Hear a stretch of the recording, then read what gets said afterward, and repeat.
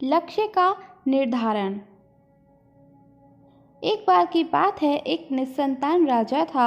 समय के साथ वह बूढ़ा हो चुका था और उसे राज्य के लिए एक योग्य उत्तराधिकारी की चिंता सताने लगी। योग्य उत्तराधिकारी की खोज के लिए राजा ने पूरे राज्य में ढिंढोरा पिटवाया कि अमुक दिन शाम को जो मुझसे मिलने आएगा उसे मैं अपने राज्य का एक हिस्सा दूंगा।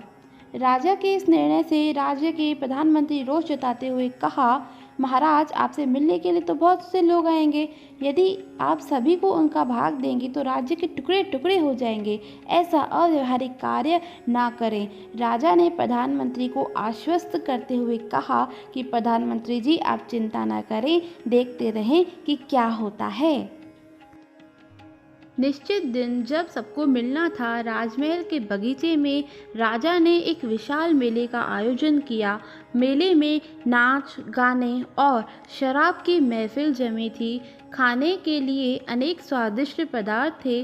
मेले में कई खेल भी हो रहे थे, जिसके कारण राजा से मिलने आने वाले कितने ही लोग नाच गाने में ही अटक गए, कितने ही सुरा सुंदरी में, कितने ही आश्चर्यजनक खेलों में मशगूल हो गए और कितने ही खाने पीने, घूमने फिरने और आनंद में डूब गए। इस शाम का समय बीतने लगा, पर इन सभी के बीच में एक व्यक्ति ऐसा भी था जिसने किसी चीज़ की तरफ देखा भी नहीं, क्योंकि उसके मन में निश्चित ध्येय था कि उसे राजा से ही मिलना है। इसीलिए वह बगीचा पार करके सीधा राजमहल के दरवाजे पर पहुंच गया। पर वहां खुली तलवार लेकर दो चौकीदार खड़े थे। उन्होंने उसे रोका, पर वह रुकने वाला कहाँ था। उनके रोकने को अनदेखा करके वह चौकीदारों को धक्का मारकर वहां से दौड़कर राजमहल के अंदर चला गया, क्योंकि वह निश्चित समय पर राजा से मिलना चाहता था। अब जैसे ही वह अंदर पहुंचा, राजा उसे सामने ही मिल गए और राजा ने कहा, मेरे राज्य में कोई व्यक्ति तो ऐसा मिला जो बिना किसी प्रलोभन में फंसे अपने ध्येय तक पहुंच सका।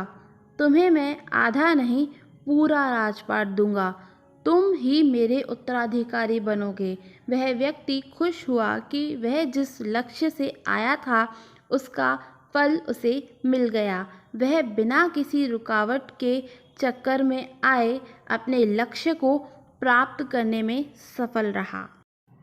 आप सभी को मेरा आज का वीडियो कैसा लगा? अगर पसंद आया हो तो मेरे चैनल को लाइक, शेयर एंड सब्सक्राइब ज़रूर कीजिएगा। Thank you for watching.